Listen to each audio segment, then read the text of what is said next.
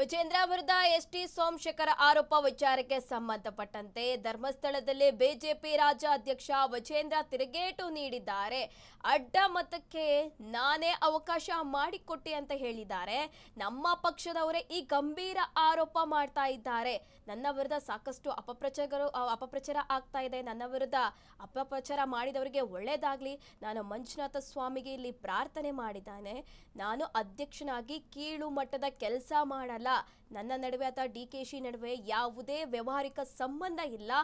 ನಾನು ನಂಬುವಂತಹ ಧರ್ಮಸ್ಥಳಕ್ಕೆ ನಾನು ದರ್ಶನಕ್ಕೆ ಬಂದಿದ್ದೇನೆ. ಅಡ್ಡಮತದಿಂದ ನನಗೆ ಹಾಗೆ ಕಾರ್ಯಕರ್ತರಿಗೆ ಬಹಳ ನೋವಾಗಿದೆ. ಸತ್ಯತೆ ತಿಳಿಯೋದಕ್ಕೆ ಅಂತ ಆಣೆ ವಿಚಾರ ತಿಳಿಸಿದೆ. ಆದರೆ ಹಲವರು ಇದನ್ನು ಬೇಡ ಅಂತ ಹೇಳಿದ್ರು.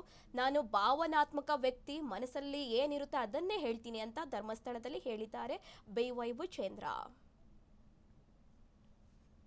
ಈ ಕ್ಷೇತ್ರದ ಒಬ್ಬ ಪರಮ ಭಕ್ತನಾಗಿ ನಾನು ಬಂದು ದೇವರ ದರ್ಶನ ಪಡೆದುಕೊಳ್ಬೇಕು, ಮಂಜುನಾಥೇಶ್ವರ ಪ್ರಾರ್ಥನೆ ಸಲ್ಲಿಸಬೇಕು ಅಂತ ನಾನು ಬಂದಿದ್ದೇನೆ.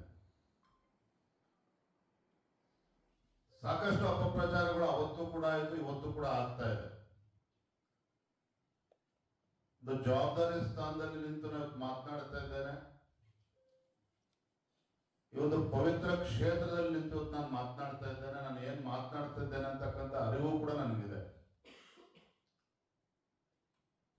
ಏನು ಅಡ್ಡ ಮತದಾನ ಆದಾಗ ರಾಜ್ಯದ ಅಧ್ಯಕ್ಷರು ವಿಜೇಂದ್ರ ಮತ್ತು ನಾಡಿನ ಮುಖ್ಯಮಂತ್ರಿ DK ಶಿವಕುಮಾರ್ ಅವರ ವ್ಯವಹಾರಿಕ ಸಂಬಂಧ, DK ಶಿವಕುಮಾರ್ ಮತ್ತು ವಿಜೇಂದ್ರ ಮಧ್ಯೆ ಇರ್ತಕ್ಕಂಥ ಆತ್ಮೀಯತೆ, ಎಲ್ಲೋ ಒಂದ್ ಕಡೆ ನಾನೇ